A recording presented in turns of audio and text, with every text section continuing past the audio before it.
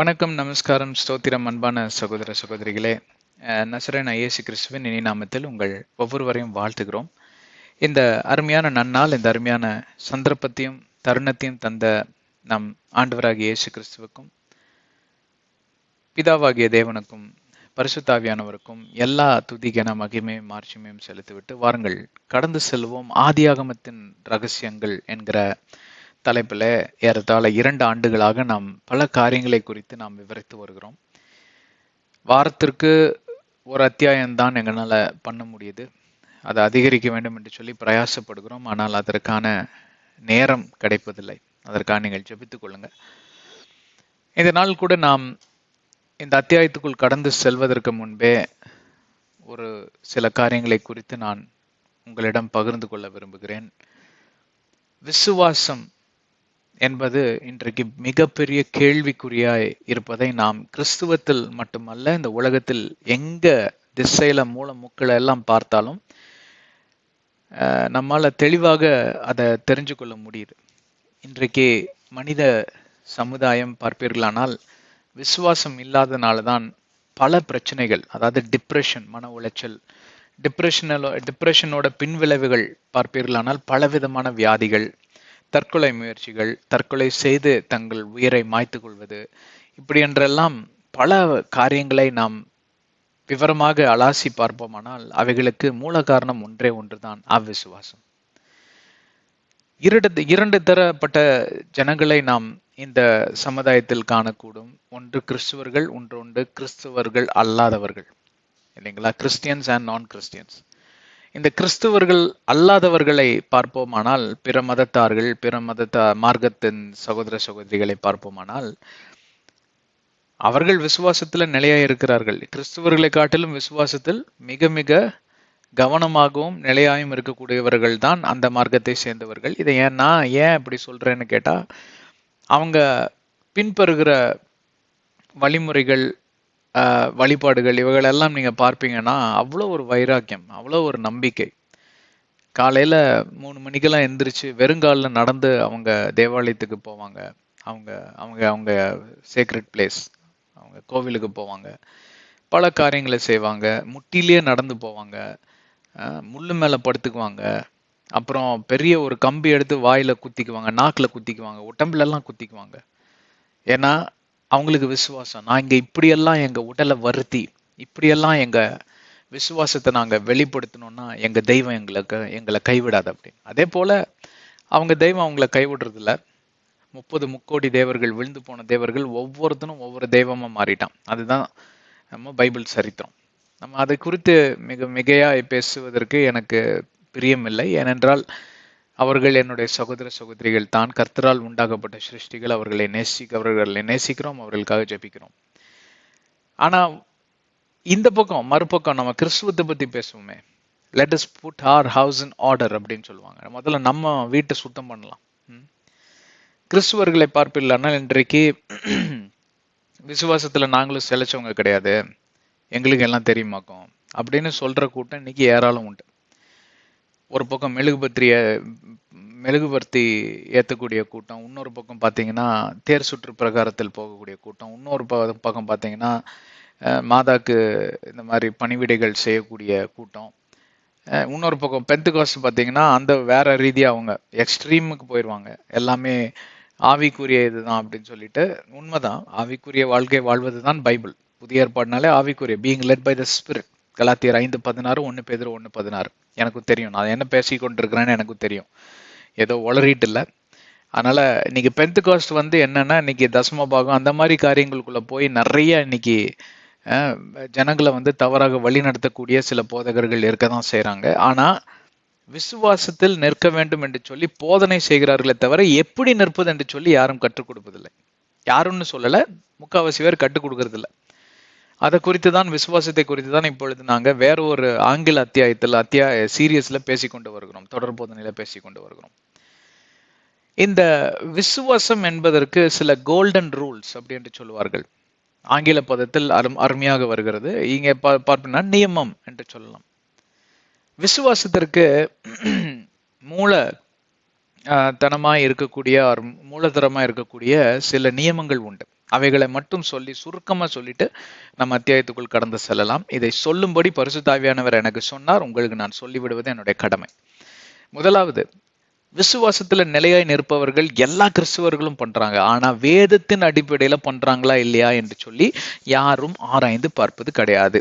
குறிப்பாக மெழுகுபத்தி ஏத்துறது, உப்பும் குறுமிளகும் போட்டு நான் இப்படியாக அந்தோனியாருடைய ஆலயத்தில் போய் நான் முழங்கால் அடியே நிற்பேன், ஆனால் எனக்கு இந்த காரியம் நடக்கும். செத்த விசுவாசங்க. என்னை யாரும் தவறா புரிஞ்சுக்காதீங்க. ஏன்னா பைபிள்ல இல்லைங்க, வேதாகமத்தின் அடிப்படையில வாழ்கிறவன் தான் கிறிஸ்துவன். இல்லைன்னா நீங்க வேற பேர் வச்சுக்கோங்க, அந்தோனியார் பக்தன், அந்தோனியார் சீடன் அப்படின்றெல்லாம் வச்சுக்கோங்க. அதே மாதிரிதான் இன்னைக்கு யோசேப்பு சீடன், பேதுரு சீடன், இந்த மாதிரி பவுல் சீடன், ஏகப்பட்ட சீடர்கள் இன்றைக்கு உருவாக்கி கொண்டார்கள். நம்ம அன்னை மரியாளோட சீடர்கள், சீசு பிள்ளைகள். நானும் சீசு பிள்ளையா இருந்தவன் தான் கத்தோலிக்க காலத்துல, அதனால எனக்கு எல்லாமே தெரியும். தெரியாதவங்க கிட்ட போய் நீங்க பேசலாம், இல்ல உனக்கு என்னையா தெரியும்னு கேட்கலாம். எனக்கு எல்லாம் தெரியும், அதனாலதான் அதை பத்தி பேசி கொண்டு வருகிறேன். செத்த விசுவாசங்க.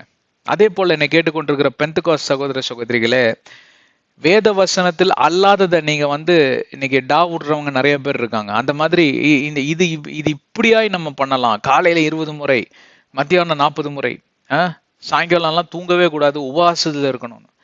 உபவாசத்துல இருந்து ஜெபிக்கணும். சில ஆவிகளை உபவாசம் அன்றி கடந்து கொள்ள முடியாது, உண்மைதான். ஆனால் இந்த விசுவாசம் அப்ப கூட செத்த விசுவாசமா தான் இருக்கும். ஏனென்றால் உங்களுடைய நடத்தை, 2வது நியமம், உங்களுடைய நடத்தை வேதாகமத்தின் அடிப்படையில் இருக்கிறதா என்று சொல்லி நீங்க ஆராய்ந்து பார்க்க மறந்து விட்டால் உங்களுடைய விசுவாச அறிக்கைகளுக்கு பரலோகம் செவி சாய்க்காது. ஏன்? உங்க கூரையவே எட்டாது அந்த ஜெபம். அதுதான் 2வது நியமம். சில பேர் பாத்தீங்கன்னா விசுவாசத்துல கண்ணா நிப்பான், ஆனா ஒண்ணுமே நடக்காது. கடைசியில என்ன ஆகும்? ஒரு 20-30 நாள்ல அவன் அந்த மார்க்கத்தை விட்டே போய் குடி போதை இப்படியாக எல்லா விதத்திலையும் போய் சிக்கி கொள்றாங்க. காரணம் என்னன்னா, இதை கர்த்தரை சோதித்து பார்ப்பதற்கு பொருளாகும். கர்த்தரை do not tempt the lord அப்படின்ற சொல்லி ஒரு கமாண்ட்மெண்ட் இருக்கு இல்லைங்களா? ஒரு கட்டளை இருக்குது. என்ன கட்டளை அது? ஏன்னா நீங்க இல்லாத பொல்லாததை சொல்லி ஆண்டவர்கிட்ட காரியத்தை சாதிச்சிட முடியாது. சும்மா சில பேர் அப்படியே அழுகுற மாதிரி மொகரை மூஞ்சி வச்சிருப்பாங்க, ஆனா கண்ணில் பார்த்தீங்கன்னா ஒரு சொட்டு தண்ணி வராது. இந்த சிக்னல்ல பிச்சை எடுக்கிறவங்க எல்லாம் பார்த்துக்க, ஐயோ அம்மாமா, ஒரு சாயங்காலமா பாருங்க அவன் பண்ற சேட்டை தாங்க முடியாது. எல்லாத்தையும் சொல்லல. நேற்றுக்கு கூட ஒரு வயசான ஒரு பாட்டி 4 குச்சியை தூக்கிட்டு நடந்து போயிட்டு இருந்தது. அவங்க பிச்சை கேட்கல, அப்ப கூட 4 குச்சியை பொறுக்கிதான் அவங்க போய் என்னமோ பண்ணி அவங்க சம்பாதிக்கிறாங்க.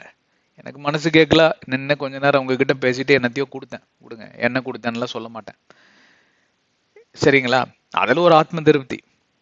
அப்ப அவங்க அந்த நிலைமையில கூட பிச்சை எடுக்கல. சரி, அது ஏன்னா அவங்களுக்கு ஒரு விசுவாசம், நான் இப்படியாக எனக்கு குச்சி பொறுக்கியாவது நான் பொழைப்பேன் அப்படிங்கிற ஒரு விசுவாசத்துல அவங்க நடந்து போயிட்டு இருக்காங்க. 80 வயசு இருக்கும் அந்த மூதாட்டிக்கு, நல்ல பாட்டி. சரி, ரைட். வாழ்க்கை தரம் வேத வசனத்தின் அடிப்படையில் இயங்கவில்லை என்றால் உங்களுடைய விசுவாசம் உங்க கூரையை எட்டி போவதில்லை. அப்படின்னா நீங்க பரலோகம் இன்னும் பதில் தரலையே அப்படின்னு நீங்க பார்த்துக்கிட்டே இருக்க வேண்டியதான். யாரோ ஒருத்தர் ஒரு ஜோக்கு சொன்னாங்க, என்ன காந்தியை சுட்டுட்டாங்களா அப்படிம்பாரு. அவருக்கு ஆப்சன்ட் மைண்டட் இல்லைங்களா? என்னமோ ஒரு பார்க்கின்சன்ஸ் டிசீஸா இல்லை வேற டிசீஸா, ஷார்ட் டேர்ம் மெமரி ப்ராப்ளம். அதாவது இப்போ ஒரு ஹவருக்கு முன்னாடி சொன்னது ஞாபகம் இருக்காது. அந்த மாதிரி நிறைய பேர் பார்ப்பீர்களானால் அவங்க என்ன பண்ணிட்டு இருக்காங்கன்னு அவங்களுக்கு ஞாபகம் இருக்கிறது இல்லை. இதெல்லாம் நானா பண்ணேன் அப்படின்னு கேட்பீங்க. இப்ப நீங்க பண்ணது உங்களை பார்த்து நீங்க கேட்காம வேற யாரு கேட்பா? உங்களை நீங்களே பரிசோதித்து பார்க்கணும். பரிசோதித்து பார்க்கும் வேளையில் உங்களுக்கு ஆவியானவர் வேதத்தின் அடிப்படையில வெளிப்படுத்ததான் செய்கிறார். இதெல்லாம் தவறு, இதெல்லாம் வேதத்தில் இல்லாதது, உனக்கு யாரோ சொல்லி உன்னை நம்பி குழப்பி இருக்கிறாங்க, உன்னை நம்ப வச்சு குழப்பியிருக்காங்க, உடனடியா விட்டு விடுங்கள். விசுவாசம் வேலை செய்யாது. இல்லைன்னா விசுவாசம் வேலை செய்யாது. நீங்க விசுவாசத்துல தான் நிக்கிறீங்க, இல்லைன்னு யாரு சொன்னா? இல்லைங்களா? அதே போல 3வது, வேதத்தில் அல்லாத கோட்பாடுகளை கொண்டு என் விசுவாசத்தை நான் இப்படியாக அடியேன் வெளிப்படுத்துவேன் அப்படின்னு 10வது மாடியில ஒத்த கால்ல நின்று நான் ஜெபம் பண்ணுவேன் அப்படின்னீங்கன்னா, அப்படியெல்லாம் ஒத்த கால்ல நின்னெல்லாம் நீங்க சாதிச்சிட முடியாது. வேதத்துல என்ன எழுதியிருக்கோ அதுபடி பண்ணுங்க. உபவாச ஜெபம் பண்ண சொன்னா பண்ணுங்க, வீட்டுல உட்காந்து பண்ணுங்க. ஆனா அடியேன், அப்புறம் 4வது நியமம், யூ கான்ட் ஸ்டிப்புலேட் டைம். ஆங்கிலத்துல நல்லா வருது. எப்படின்னு கேட்டா, நீங்க ஆண்டவருக்கு கெடு கொடுக்க முடியாது. அதாவது 30 நாள் டைம் தர ஆண்டவரே, அடியேன் ஜெபத்துல இருப்பேன், 31வது நாள் அற்புதம் நடக்க வேண்டும், என்ன கட்டளை கொடுக்குறீங்களா? என்னை வாருங்கள், என் ஆவியை சோதித்து பாருங்கள்ன்றார். என் கட்டளையின்படி நடக்கிறவன் என் ஆடுகள் வந்து மேய்ப்பனுடைய குரலுக்கு செவி சாய்க்கும். அப்படின்னா வேதத்தில் இருக்கக்கூடிய வசனங்கள் எல்லாம் சரியா புரிந்து கொண்டவன் இப்படியாய் போய் பேச மாட்டான். ஆண்டவரிடம் உம்முடைய சித்தம் நிறைவேறட்டும், நான் ஜெபிக்கிறேன் ஆண்டவரே, எனக்கு நீங்க கற்றுக் கொடுத்ததுதான், நான் 30 நாள் ஜெபிச்சாலும் சரி, 300 நாள் ஜெபிச்சாலும் சரி, உம்முடைய சித்தம் நிறைவேறுவதாக. ஏதோ நான் ஜெபிக்கிறேன், அழுகிறேன், குறையா முறையான்னு கத்துறேன்னு சொல்லிட்டு நீங்க கொடுத்துடவே கூடாது. இது கூட ஒரு முக்கியமான நியமம் விசுவாசத்துல. ஏன்னு கேட்டா, நீங்க அனர்த்தமான ஒரு காரியத்திற்கு நீங்க உங்க விசுவாசத்தை ஒரு கருவியா எடுத்து நீங்க நேரத்தை வீண் பண்ணி கொண்டிருக்கீங்கன்னு தான் அர்த்தம். எது எதற்கு விசுவாசத்துல நிற்கணுமோ அதற்கு நிற்கணும், எதற்கு நிக்க கூடாதோ பரலோகம் தெளிவா உங்களுக்கு சொல்லும், இதெல்லாம் தேவையில்லப்பா, இதுதான் தீர்மானம், இது ஆண்டவர் பாத்துக்குவாரு, இதுல நீ விசுவாசத்துல நின்று கத்த வேண்டிய அவசியம் இல்லை அப்படின்னு ஆவியானவர் உங்களுக்கு வெளிப்படுத்தி உங்களை வழி நடத்த செய்யவே செய்வார். என்னுடைய தனிப்பட்ட வாழ்க்கையில இதெல்லாம் நடந்த அனுபவங்கள். சரிங்களா? சில காரியங்களுக்காக நான் ஜெபிப்பதை விட்டு விட்டேன், விசுவாசத்துல நிற்பதை விட்டு விட்டேன். அதற்காக நான் தோத்து விட்டேன் என்பதற்கு பொருள் ஆகாது. பரலோகத்தின் குரலுக்கு நான் செவியை சாய்த்து இதெல்லாம் நீ ஜெபிக்க வேண்டிய அவசியம் இல்லை, ஏனென்றால் ஏற்கனவே இதெல்லாம் பரிசீலிக்கப்பட்டது ஆயிற்று. These are all under review process. Review பண்ணிட்டு இருக்கோம். கர்த்தர் பார்த்துக்குவாரு, நீ வேலையை பார்த்துட்டு போப்பா அப்படின்னு அர்த்தம். வேற வேலை உனக்கு இருக்குல்ல, பார்த்துட்டு போ.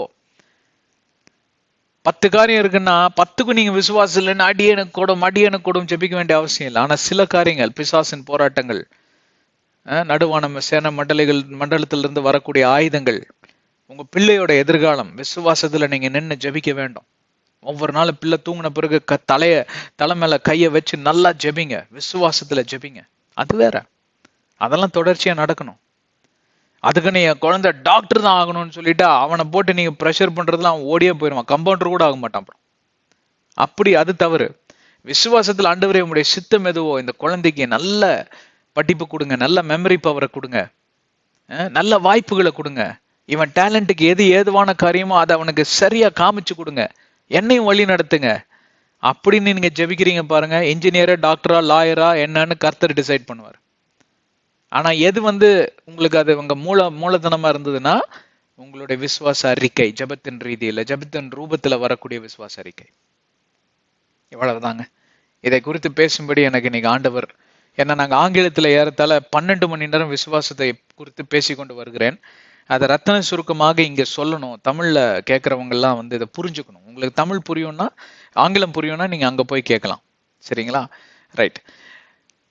வாருங்கள் கடந்து செல்வோம். ஆதியாகமத்தின் ரகசியங்கள் என்கிற தலைப்புல நாம் பேசிக்கொண்டு வருகிறோம். ஆதியாகமம் 3வது அதிகாரம் 8வது வசனம் வரைக்கும் பார்த்தாச்சுங்க. ஆதியாகமம் 3வது அதிகாரம் மிக மிக மிக முக்கியத்துவம் வாய்ந்த ஒரு அதிகாரம் என்று பலமுறை நான் சொல்லியிருக்கிறேன். மனிதன் விழுந்து போன அந்த அதிகாரத்தில் பல ரகசியங்கள் புதைந்து கிடக்கக்கூடிய காரியத்தை இன்றைக்கு யாரும் தோண்டி எடுப்பது இல்லை. இந்த 3வது அதிகாரத்தை ஒருத்தன் சரியா புடிச்சிட்டான்னு வைங்களேன், அவனோட நிழல கூட பிசாசுனால தொட முடியாது. எல்லாத்தையும் லகுவா ஈஸியா மேற்கொண்டு வந்துகிட்டே இருப்பார். மேற்கொள்வது எப்படி என்று சொல்லி கற்றுக்கொள்ளக்கூடிய ஒரு முக்கியத்துவம் வாய்ந்த சாராம்சம் படைத்த ஒரு அதிகாரம் என்றால் அது ஆதியாகமம் 3வது அதிகாரம் தான். நீங்க எந்த ரபைமார்கிட்ட வேணாலும் போய் கேட்டு பார்த்துக்கோங்க. மனிதன் எதனால் விழுந்து போனான் என்று சொல்லி அங்கே ஆராய்ந்து பார்ப்போமானால், எதனால் மனிதன் விழுந்து போக கூடாது என்பதற்கு உங்களுக்கு பதில் கிடைத்துவிடும். இல்லைங்களா? Every action has an equal and opposite reaction மாதிரி நியூட்டன் 3வது லா இல்லைங்களா? எதனால் விழுந்து போனான் என்று சொல்லி நாம் ஆராய்ந்து பார்க்கிறப்போ, எதனால் நாம் விழுந்து போக கூடாது என்பதற்கு உங்களுக்கு பொருள் கிடைத்திடும். எதனால் விழுந்து போக கூடாதற்கு என்று சொல்லி பதில் கிடைக்குமானால், எதனால் உங்களை பிசாசு வீழ்கடிக்க கூடும் என்பதற்கும் உங்களுக்கு பதில் கிடைத்துவிடும். பிசாசின் தந்திர செயல்களை குறித்து, பிசாசோட எண்ணங்கள் குறித்து, பிசாசோட தோற்றத்தை குறித்து, பிசாசு எப்படியாக உங்களை நெருங்கி வருவான், அவனோட வழி என்ன, மெத்தட் என்னன்னு எளிதாக உங்களால் விளங்கி கொள்ள முடியும். எவ்வளவு பேர் என்னோட இருக்கீங்க? அதனால்தான் இந்த அதிகாரம், இந்த 3வது அதிகாரம் மிக மிக முக்கியத்துவம் வாய்ந்தது. மெதுவா அதனாலதான் போயிட்டு இருக்கோம். கொஞ்சம் வேகமா போக வேண்டிய ஒரு சூழ்நிலை. ஏன்னா இன்னும் 47 அதிகாரம் ஆதி ஆகமத்தை ஃபுல்லா முடிச்சிடணும். அப்பதான் உங்களுக்கு நல்லா விளங்கும். இதை முடிச்சுட்டேன்னா போதும் எனக்கு. எவ்வளவு 1000 செஷன் எடுத்தாலும் சரி, முடிக்கிறதுன்னு முடிவு பண்ணிட்டோம். சரி, 9வது வசனத்துக்கு போலாமா? Then the Lord God called to Adam and said to him, Where are you? பிதாவாகிய கர்த்தர் அங்க பகலின் குளிர் நிழல்ல வந்து அங்கே ஆதாமே ஆதாமே அப்படின்னு சொல்லிட்டு வர்றாரு. ஆண்டவர் நடக்கக்கூடிய அந்த சத்தத்தை வைத்து ஆதாம் கண்டுபிடித்து விட்டான், இது ஆண்டவர் தான் என்று சொல்லி. அவனும் தன்னுடைய துணைவியாரும் மனைவியும் அங்கே ஒரு மரத்துக்கு பின்னாடி நினைக்கிறேன், they hid themselves.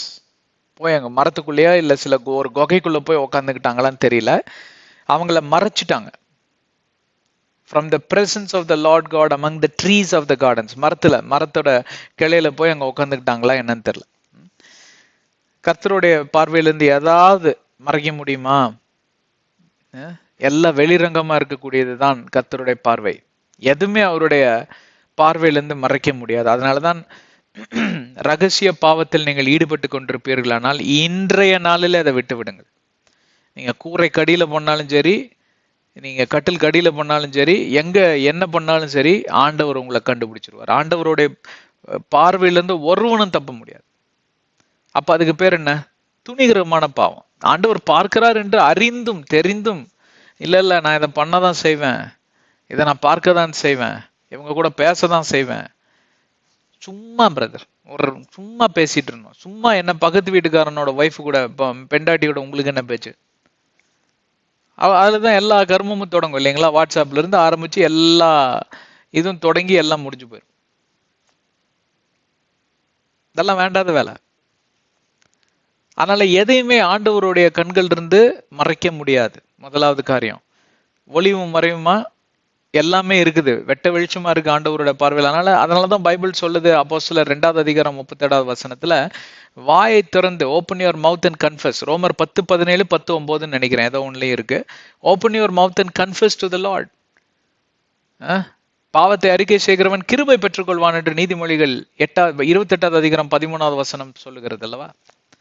அப்ப இதெல்லாம் சரியா கடைபிடிக்காம நீங்க பாட்டுக்கு போய் அங்க ஒளிஞ்சு கொண்டு பண்ற காரியம், திருட்டுத்தனமா பண்ற காரியம், அப்புறம் போய் சண்டே காலையில பக்தி விருத்தியை பார்க்கணுமே, ஆஹா இவர் மாதிரி ஒருத்தர் கிடையவே கிடையாது, கிறிஸ்துவன்னா இவர்கிட்ட இருந்து தான் தொடங்குச்சு போல இருக்கு அப்படின்னு நினைக்கிற அளவுக்கு ஒரு வெளி வேஷம். உங்க பேர் என்ன தெரியுமா? நடிகன்.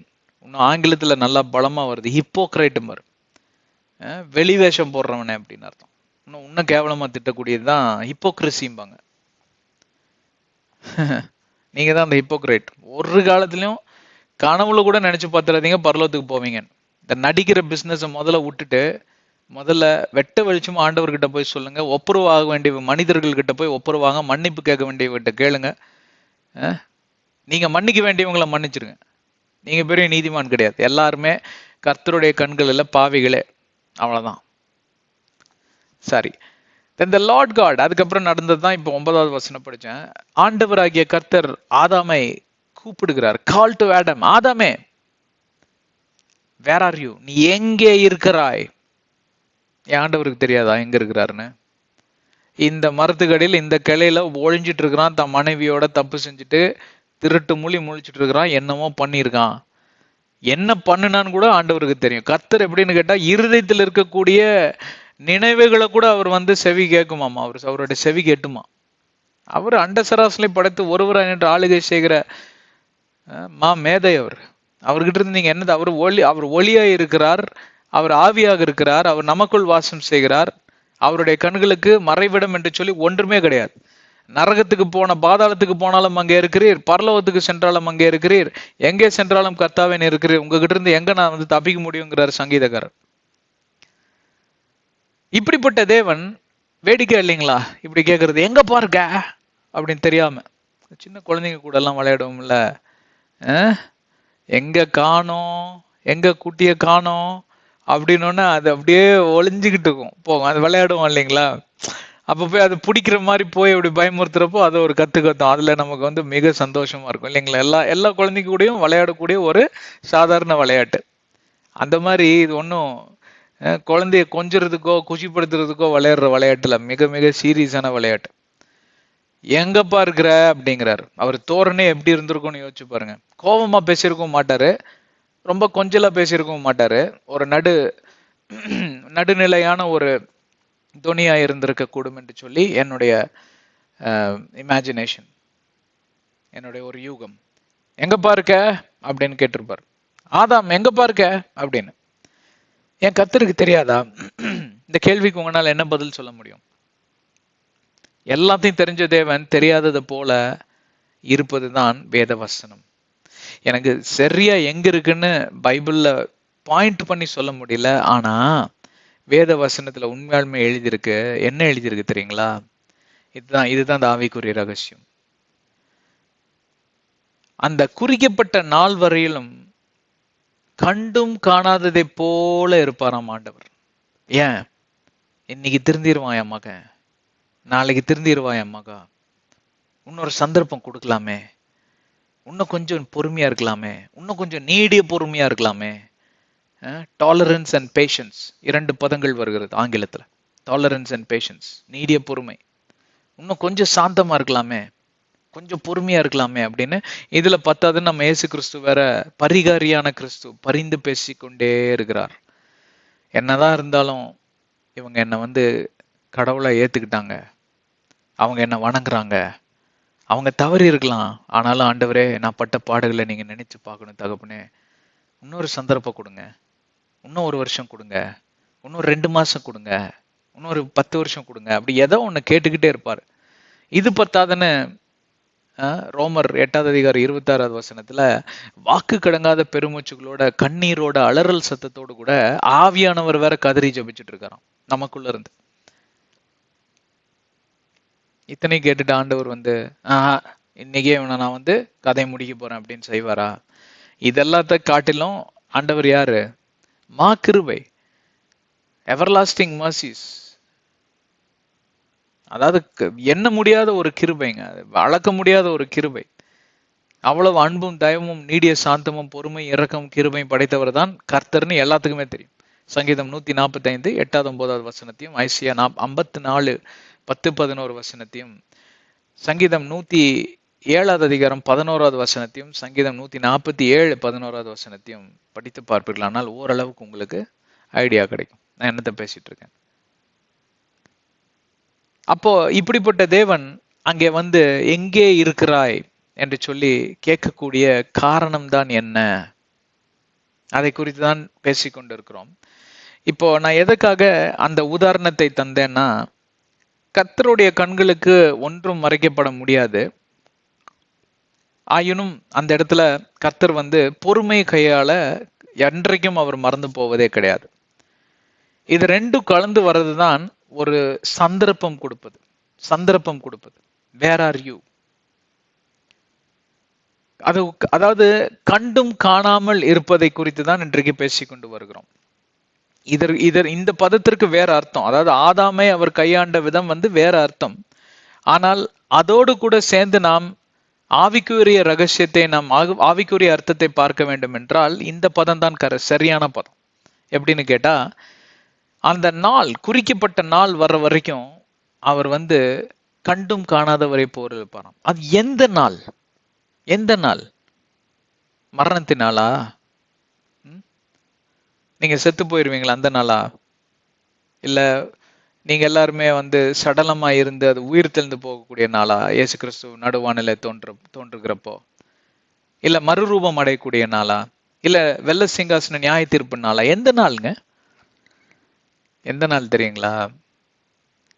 சங்கீதம் 103வது அதிகாரம் 9வது வசனத்துக்கு நேராக நீங்க கொஞ்சம் திருப்பி பார்த்தீங்கன்னா அங்க ஒரு வசனம் கொடுக்கப்பட்டிருக்கிறது. He will not always strive with us, nor will he keep his anger forever. அது எந்த நாள் தெரியுங்களா? ஆண்டவருடைய கோப ஆக்கினையின் நாள். ஆண்டவர் ஆக்ரோஷமாக எழும்பக்கூடிய அந்த நாள் வரைக்கும் அவர் கண்டும் காணாத போல பொறுமையா இருப்பார். அப்படிப்பட்ட ஒரு நாளை நீங்க பார்க்கணும்னு விரும்புறீங்களா? எனக்கு அப்படிப்பட்ட ஒரு நாளே என் வாழ்க்கையிலேயே, என் சகாப்தத்திலே இருக்க வேண்டாம். அதைத்தான் நான் விரும்புறேன். ஆண்டவர்கிட்ட ஒவ்வொரு நாளிலும் நான் கேட்பது அதுதான், உம்முடைய கோபாக்கினைக்கு நான் ஆளாயிடக்கூடாது தகப்பனே. என்னில உமக்கு பிரியமில்லாத காரியங்கள் ஏதா இருக்கட்டும், எனக்கு வெளிப்படுத்துங்க. ஒண்ணு. ரெண்டாவது, அதுல இருந்து வெளியில வர எனக்கு உதவி செய்யுங்க. மூன்று, அதை நான் திரும்பி பார்க்காதபடி எனக்கு இச்சை அடக்கத்தின் ஆவியை கொடுங்க.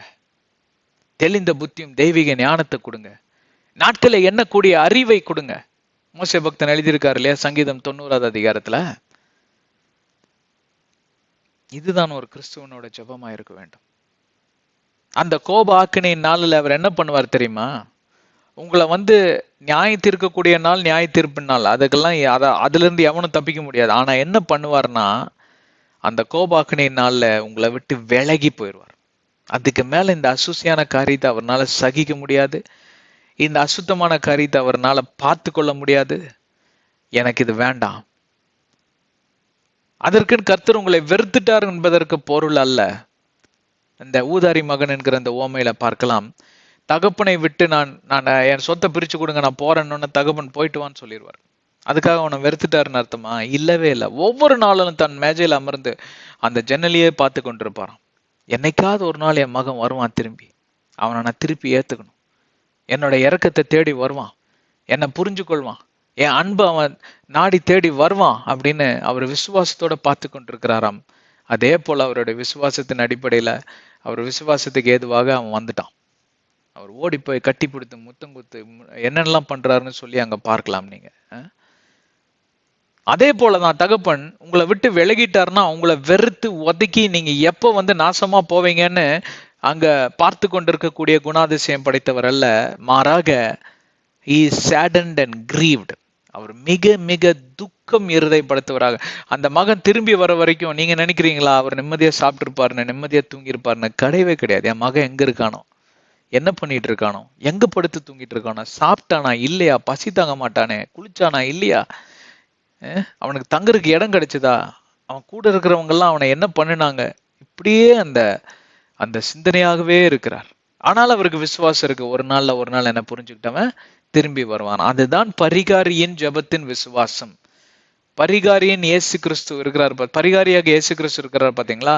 விசுவாசத்திலே தலை சிறந்தவர் அவர் தான். is the most prominent being in faith. அவருக்கு மேலான ஒரு தலை சிறந்த ஒரு மனிதனை நீங்க பார்க்கவே முடியாது, ஒரு தெய்வத்தை பார்க்கவே முடியாது. விசுவாசத்தில் அவர் ஜெபிக்கிறார். நீங்க திரும்பி வரீங்களா இல்லையான்னு அது உங்க கையில தான் இருக்கு. பரலோகம் உங்களை ஃபோர்ஸ் பண்ணாது. பரலோகம் உங்களை நிர்பந்தித்து நீங்க இதை பண்ண வேணும்னு சொல்லவே மாட்டாங்க பரலோகத்துல. பிசாசு என்ன பண்ணுவான்? ஃபோர்ஸ் பண்ணி உங்களை கொண்டு போய் தள்ள வைக்கிறது, தள்ளிட்டு போறது, இதெல்லாம் ஒரு பிசாசோட கிரியை. அதனாலதான் டீமன் பொசிஷன் பாங்க. ஹோலி ஸ்பிரிட் பொசிஷன் எங்கேயுமே கிடையாது. ஆக்கிரமிப்பது அசுத்தாவி தான் ஆக்கிரமிக்கும். பரிசுத்தாவியான அவர் ஆக்கிரமிக்க மாட்டார். அழைத்தால் வருவார், அழைக்கவில்லை என்றால் எங்க இருக்கிறார் அங்கே இருப்பார்.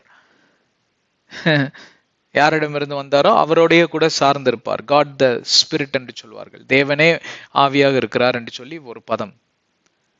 ஆதாமே நீ எங்க இருக்கிறாய், வேர் ஆர் யூ அப்படி என்று சொல்லி அங்க ஆண்டவர் தேடிக்கொண்டு வருகிறார். அதே போலதான் இந்த நாளில கண்டும் காணாததை போல நீ எங்கப்பா இருக்கிற, என்கிட்ட வரவே மாட்டியா அப்படின்றதுக்கு பொருளாகும். நீங்க செய்யற அக்கிரமம், அட்டூழியம், அநியாயம் எல்லாமே தெரியும், வேசித்தனம் எல்லாம் தெரியும் அவருக்கு. கண்டும் காணாத போறானா ஒரு நாளில தன்னோட பொறுமை இழந்து அந்த சிங்காசனத்தை விட்டு எந்திரிச்சு போயிட்டார் அப்படி என்பதற்கு பொருள் அல்ல.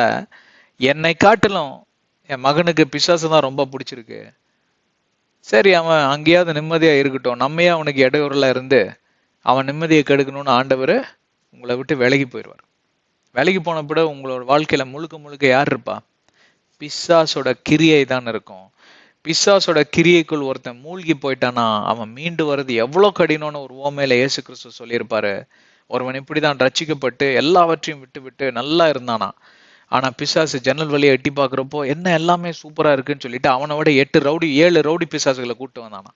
எல்லா ரவுடி பசங்களும் உள்ள பூந்து அவனை ஒரு வழி ஆக்கி ஆனா கடைசி நிலைமை முந்தின நிலைமை காட்டிலும் மிக மிக ஒரு அவல நிலைமைக்குள் தள்ளப்பட்டான். அப்படின்னா என்ன அர்த்தம்னு கேட்டா அவனால மீண்டே வர முடியாது. அதுதான் அந்த ஓமைக்கு பொருள். ரொம்ப ஆழத்துக்குள்ள போயிருவீங்க. எதனால அது அவனுக்கு நடந்தது தெரியுமா? he forgot to replace the bad with good. ஆங்கிலத்துல அது தமிழ்ல என்ன பதம் தெரியுங்களா? தவறான காரியத்தை நல்ல காரியத்தை கொண்டு அவன் நிரப்ப மறந்து விட்டான். பழைய காலத்துல நான் குடித்தனம் வேசித்தனம் இதெல்லாம் பண்ணி இவர் முழுக்கு ஞானஸ்தானம் எடுத்து உபவாசம் இருந்து எல்லாம் வந்துட்டார் வெளியில. ஆனா இங்க என்ன பண்ண மறந்துட்டாருன்னு கேட்டா, உள்ள அந்த கிரியை அப்படியே தான் இருக்கு. அந்த குடிவெறி அந்த காம விகாரம் எல்லாம் உள்ள அப்படியே தான் இருக்கு. அதை வெளியில நீங்க தள்ளணும்னா, இன்னொரு நல்ல உதாரணம் சொல்றேன். ஒரு சின்ன ஒரு தவளை எடுத்துக்கிட்டு அதுல டிச்சு தண்ணியை நிறைச்சிட்டு நீங்க லேபுக்கு டெஸ்ட்டுக்கு அனுப்புங்க அந்த தண்ணியை. அப்ப அவங்க சொல்லுவாங்க, இது பாக்டீரியா, இதெல்லாம் குடிக்கவே முடியாது, குடிச்சீங்கன்னா நீங்க செத்து கூட போயிடலாம், விஷம் மாதிரி இந்த தண்ணின்னு. சரிங்களா? அப்படியே அந்த தவளையை எடுத்துட்டு போய் நல்ல தண்ணி பைப்பு கீழே வச்சு திறந்து விட்டுருங்க. திறந்து ஒரு 3 மணி நேரம் 4 மணி நேரம் விட்டுருங்க. அப்படியே நல்ல தண்ணி என்ன ஆகும், உள்ள போய் அப்படியே அந்த கெட்ட தண்ணியெல்லாம் டிச்சு தண்ணியெல்லாம் வெளியேற்றிடும். அப்ப என்ன ஆகும், அந்த தண்ணியை எடுத்து நீங்க லேபுக்கு திருப்பி அனுப்பிச்சு பாருங்க டெஸ்ட்டுக்கு. ஆஹா, அருமையான தண்ணி, நீங்க எவ்வளவு வேணா குடிக்கலாம். அப்ப அங்க என்ன நடந்துச்சு, நல்ல தண்ணி உள்ள போய் கெட்ட தண்ணியெல்லாம் வெளியேற்றிருச்சுங்க. ஃபோர்ஸா ஒரு அடி அடிச்சா எல்லாம் போயிடும் வெளியில. அப்போ ஒவ்வொரு நாளிலும் அவன் வேத வசனத்தில் தியானமா இருக்க, உபவாசத்தில் இருக்க, தேவனோட சம்பாஷிப்பதுல, ஆவியில நிறைஞ்சு ஜெபிக்கிறதுல, அந்நிய பாஷையில பேசுறதுல, ஆவியின் கனியை நாடாம, ஆவியின் வரங்களை பெற்றுக்கொள்ளாம, வேத வசனத்தின் அடிப்படையில வாழ்வது எப்படி என்று சொல்லி கற்றுக்கொள்ளாமல் அவன் அசட்டியாக இருந்ததனால் பிசாசு மறுபடியும் அவன் வேலையை காமிச்சிட்டான். இந்த முறை பிசாசுக்கு தெரியும், பிசாசு ஒரு பாடம் கத்துக்கிட்டான்னா அவன் திருப்பி அந்த பாடத்தை கத்துக்க மாட்டான். ஏன்னா அவன் அதுல இருந்து நல்ல மாட்டுக்கு ஒரு சூடும்பாங்க. அந்த மாதிரி நம்ம மனுஷங்க தான் திருப்பி அதே தவறு செய்வோம். அவன் பாருங்க, ஒரு தவறு திருப்பி சேர மாட்டான். பயங்கரமான புத்திசாலி, இஸ் கன்னிங் அண்ட் கிளவர். அவன் என்ன பண்ணுவான், போன முறை இவனை ரொம்ப லைட்டா என்று எடுத்துட்டு ஒரே ஒரு குட்டி பிசாசை மட்டும் போட்டான். இந்த தடவை 7 பெரிய பிசாசை எடுத்துட்டு வாங்க, இந்த தடவை சுத்தி வளைச்சிடலாம் அப்படின்னு. அதை காட்டிலும் மிக மிக மோசமான நிலைமைக்கு போயிட்டான். அதனால என்னை கேட்டுக்கொண்டிருக்கிற சகோதர சகோதரிகளே, அந்த கோப ஆக்கினையினால ஆண்டவர் போயிட்டா, நான் போய் திருப்பி மன்னிப்பு கேட்டெல்லாம் திருப்பி ஒப்புரவாய்க்கிறேன் அப்படின்னு நீங்க நினைக்கலாம். ஆனா பிரச்சனை என்னன்னு கேட்டா, அவர் போனதே உங்களுக்கு தெரியாது. அந்த மாதிரி உங்களை பிசாசு நல்லா பாத்துக்குவான், நல்லா வச்சிருப்பான். சந்தோஷமா இருக்கிற மாதிரி ஒரு ஃபீலிங் இருக்கும், பரிசுத்தமா இருக்கிற மாதிரி இருக்கும், நீங்க செய்யறதெல்லாம் சரின்னு சொல்லி உங்களுக்கே இந்த மாதிரி ஆட்களை எவ்வளவு பேர் என் வாழ்க்கையில் நான் பார்த்திருக்கேன் தெரியுங்களா? ஆனா கர்த்தர் உங்களை தேடிட்டே இருக்கிறாரு. நீ எப்பப்பா வருவ, நீ எப்பப்பா திருந்துவேன். நீங்க நினைச்சிட்டு இருக்கீங்க என்ன போல கிறிஸ்துவ அந்த உலகத்திலே கிடையாது. ஏன்னா உங்களுக்கு பிசாசு அப்படிதான் மதிமயக்கி வச்சிருப்பான், உங்களை மதிய மழுக்கடிக்க வச்சிருப்பான். He will make you spiritually blindfold. ஒரு காரியத்தை நீங்க பல வருஷங்களா சரி பண்ணிட்டே பாருங்க, அந்த காரியம் தவறா இருந்தாலும் அது சரின்னு உங்களுக்கே தோண ஆரம்பிச்சிடும். ஏன்னா நான் தான் இவ்வளவு வருஷமா அதை பண்ணிட்டு இருக்கிறேன், எனக்கு தான் ஒண்ணுமே ஆகலையே அப்படின்னு. ஒரு நாள் ஹார்ட் அட்டாக் வந்தா அப்புறம் தெரியும் உங்களுக்கு. நான் சொல்றது என்னன்னு கேட்டா, நிறைய பேர் இந்த பன்னிக்கறி இதெல்லாம் கொழுப்பு சமாச்சாரம் எல்லாம் சாப்பிட்டுக்கிட்டே இருப்பாங்க. நான் 30 வருஷம் சாப்பிட்டுருக்கேன், எனக்கு ஒண்ணுமே வரலங்க அப்படின்னா, 31 வருஷத்துல ஹார்ட் அட்டாக் வந்துச்சுன்னா நீங்க பொட்டுன்னு போயிருவீங்க, முடிஞ்சு போச்சு. அப்ப டாக்டர் போஸ்ட்மார்ட்டம் பண்ற டாக்டர் சொல்லுவாரு, இல்ல உங்களை ஆராய்ச்சி பண்ணி பாக்குறேன்னு, நிறைய கொழுப்புங்க, அதான் டக்குன்னு மேசிவ் கார்டியாக் அரெஸ்ட், இறந்து போயிட்டாரு. இத்தனை நாள் நல்லா தான் இருந்தாருங்க. அது அப்படிதாங்க வரும். தினமும் அதுக்கு தான் பரிசோதித்து பார்க்கணும். இல்லைன்னா வருஷத்துக்கு ஒருக்காவது போய் சில பிளட் டெஸ்ட் எல்லாம் எடுத்து உங்க கொலஸ்ட்ரால் கொழுப்பு லெவல் எல்லாம் பார்க்கணும் இல்லைங்களா? அதே மாதிரிதாங்க ஆவிக்குரிய வாழ்க்கையும். ஒவ்வொரு நாளிலும் மிக கவனமாக ஜாக்கிரதையாக எவன் ஒருவன் தன்னுடைய ஆவிக்குரிய வாழ்க்கையை கையாளுகிறானோ அவனுக்கே ஜீவகிரீடம். அவனே பிசாசை எதிர்த்து நிற்பான், அவனே எல்லா விதமான சோதனைகளையும் மேற்கொள்ளுகிறவனா இருப்பான். யாக்கோபு 1:12 யாக்கோபு 4:7 சொல்லுதுங்க. ஜீவகிரீடம் உங்களுக்கு வேணுமா? ஒவ்வொரு நாளிலும் உங்களை பரிசோதித்து பார்க்கணும், எந்த நிலையில இருக்கீங்க. What is the health of your spiritual system? கதை சொல்லிட்டு இருக்கேன்னு நினைச்சிட்டு இருக்கீங்களா? உண்மையை சொல்றேங்க. நீங்க எங்கன்னு ஆண்டவர் உங்களை தேடிட்டு இருக்கிறாரு. நீங்க நினைச்சிட்டு இருக்கீங்க நான் ஆண்டவருடைய மறைவிடத்தில் இருக்கேன், அவருடைய சட்டையின் நிழல்ல மறைந்திருக்கேன். அவர் யூதாவின் சிங்கம்னா நான் குட்டி சிங்கம், என்கிட்ட எல்லாம் யாரும் வர முடியாதாக்கு. நான் ஃபுல்லா அசுத்தாவி உங்களுக்குள்ள. இந்த மாதிரி உதாரணம் ஏகப்பட்ட உதாரணங்கள் கொடுக்க முடியும். உங்களை பரிசோதித்து பார்த்தீங்கன்னா வேத வசனத்தின் அடிப்படையில பரிசோதித்து பார்க்கணும். இந்த அக்கா சொன்னாங்க, அந்த அண்ணன் சொன்னாங்கன்னு அது அவர் சொன்ன மாதிரிலாம் நான் பண்ணிட்டேங்க. அவர் யாருங்க சொல்றதுக்கு? உங்க கையில தான் வேதத்தை எழுதி கொடுத்திருக்காரு ஆண்டவர். அதன்படி இருக்கான்னு நீங்க தாங்க கண்ணையும் உங்க மூளையும் திறந்து நீங்க படிக்கணும். படிச்சதோட தியானம் செய்யணும். தியானம் செய்யணும் என்ன, இதன்படி நான் வாழ்கிறேனா? ஆவியானவர் அங்க உணர்த்தி காட்டுவார், இல்லப்பா நீ வாழல, இதெல்லாம் தப்பு செஞ்சிருக்க, போ அதை சரி பண்ணிட்டு வா, நிவர்த்தி செய்துட்டு வா. இப்படிப்பட்ட ஒரு ஆள்கிட்ட வந்து ஆண்டவர் கேட்க மாட்டாரு, எங்கப்பா இருக்கிறான்னு கேட்டுட்டு. அவர் சொல்லுவாரு, உனக்குள்ள நான், எனக்குள்ள நீ. அவனே சொல்ல முடியும், அந்த மாதிரி ஒரு சகோதர சகோதரியே சொல்ல முடியும், எனக்குள்ள வாழ்கிறவர் இந்த உலகத்துல இருக்கிறவனை காட்டிலும் பெரியவரா இருக்கிறார். இப்ப உங்களுக்குள்ள வாழ்கிறவன் பிசாசா இருந்தா நீங்க இந்த வசனத்தை 1 யோவான் 4:4 சொன்னீங்கன்னா அவன் சிரிப்பான், கைகொட்டி சிரிப்பான். வெக்கமா இல்ல நமக்கு? பிசாசு நம்மளை பார்த்து கைகொட்டி சிரிக்கிறத உங்க காதுல உண்மையாலுமே கேட்டுச்சுன்னா எவ்வளவு ஒரு வெக்கமான ஒரு சூழ்நிலை. இன்னைக்கு அந்த அவல நிலைமையில் தான் கிறிஸ்துவம் இயங்கி கொண்டிருக்கிறதுங்க. சில உதாரணங்களை கொடுப்பதற்கு மட்டும்தான் எனக்கு நேரம் இருக்கு. இந்த 9வது வசனத்துல ஆண்டவர் உங்களோடு கூட என்னோடு கூட கேட்பது என்னென்றால், நீ எங்கே இருக்கிறாய்? உன் பரிசுத்தம், உன்னுடைய, அதாவது ஆண்டவரை மேன்மைப்படுத்தக்கூடிய பரிசுத்தம், உன்னிலிருந்து புறப்படக்கூடிய அந்த ஜீவ ஊற்றா இருக்கா இல்ல டிச்சு தனியா மாறிடுச்சா? அதுக்கு தான் அந்த எக்ஸாம்பிள் கொடுத்தேன், அந்த உதாரணத்தை கொடுத்தேன் இல்லைங்களா? அந்த குடத்துல அடங்கி இருக்கக்கூடிய ஒரு ஜீவ ஊற்றா, நல்ல தண்ணியா இருக்கீங்களா? எல்லாரும் பருகலாமா? நீங்க பிறருக்கு ஆசீர்வாதமா இருப்பீங்களா? நீங்க செல்லுகிற இடத்துல எல்லாம் சமாதானம் வருது, அதான் அதற்கு பொருள். இல்லைன்ற டிச்சு தனியா போனோடனே மூக்கு பொத்திக்குவான், ஐயோ இவனை காதையும் சேர்த்தி பொத்திக்குவாங்க, இவன் வாயை திறந்தானா கேட்கவே முடியாது. எதற்காக அதெல்லாம் சொல்றோம்? ஆண்டவர் உங்களை தேடிட்டு இருக்காரு. நீங்க மறைஞ்சு போய் ரொம்ப நாள் ஆச்சுங்க, உயிரோட தான் இருக்கீங்க. ஆனா ஆண்டவருடைய கண்களில் இருந்து மறைந்து போய் ஆண்டவரும் உங்களுக்குள்ள இருந்து வெளியேறி மிக மிக அதிக நாட்கள் ஆயிற்று, வருடங்கள் கடந்து போயாயிற்று. என்ன பண்ண போறீங்க? இந்த நாளில ஆண்டவரோடு கூட போய் கெஞ்சி மன்றாடி பரிசுத்த ஆவியானவர்கிட்ட கேளுங்க, போய் மன்றாடி ஜெபிங்க, சரியா காமிச்சு கொடுப்பாரு. இன்னொரு முறை நீங்க வேத வசனத்தை முதல்ல இருந்து வாசித்தால் கூட ஒரு வருடத்துல முடித்து விடலாம். Why don't you start from the scratch? Pavul அப்போஸ்தலர் அப்படித்தானே தொடங்கினாரு. அவர் படிச்ச மேதை அவர், அவருக்கு மேல ஒரு மேதையே கிடையாது, ரபைகளுக்கெல்லாம் ரபை அவர். அப்படிப்பட்ட ரபை என்ன பண்ண, இயேசு கிறிஸ்து என்ன சொன்னார் தெரியுமா? தம்பி, இங்கிருந்து மறுபடியும் டமாஸ்கஸ்க்குள்ள போகாத, நேரா அரேபியா போன்ட்டார். கலாத்தியர் 1:17 எடுத்து வாசிச்சு பார்த்துக்கோங்க. 3 வருஷம் அங்க உட்கார வச்சு கிளாஸ் எடுத்தாரு ஜீசஸ். ஆமா, அதனால என்ன சும்மா லேசான ஆளுன்னு எண்ணிடாதீங்கன்னு பவுல் சொன்னார். ஏன்னா நீங்க பார்த்த அந்த அதே இயேசு கிறிஸ்துவ நான் பார்த்தேன்ப்பா, அவர் தான்ப்பா எனக்கு எல்லாம் கத்து கொடுத்தாரு, அதை வச்சுதான் புதிய ஏற்பாடே எழுதியிருக்கேன். 14 புத்தகம் எழுத வச்சார் அவரை, எபிரேயரோட சேர்த்து. எவ்வளவு பேர் என்னோட இருக்கீங்க?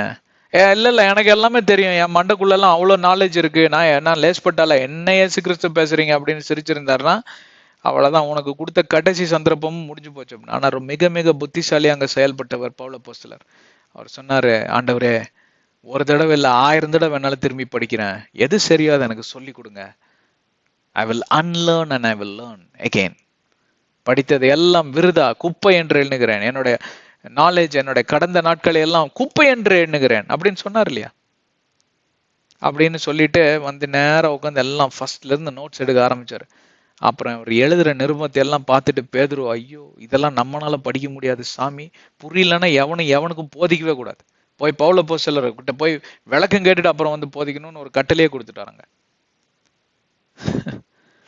ஆண்டவர் உங்களை தேடிட்டு இருக்காருங்க. நீங்க எங்க இருக்கீங்க?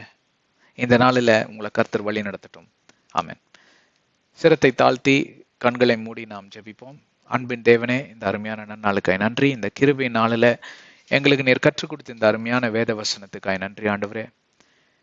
நாங்கள் எங்கே இருக்கிறோம் என்று நீர் தேடாதபடி உங்களுக்குள் வாசம் செய்கிறவர்களாய், நீர் எங்களுக்குள் வாசம் செய்கிறவர்களாய் அந்த ஐக்கியத்துக்குள் நாங்கள் வர எங்களுக்கு உதவி செய்யுங்க. தடையா இருக்கக்கூடிய எல்லா தடைகர்களையும் நீர் புரட்டி போட்டு எங்களை பர்க்கமாய் நீர் வைத்துக் கொள்ள வேண்டுமாய் ஜெபிக்கிறோம் இயேசுவின் நாமத்தில் பிதாவே, ஆமென்.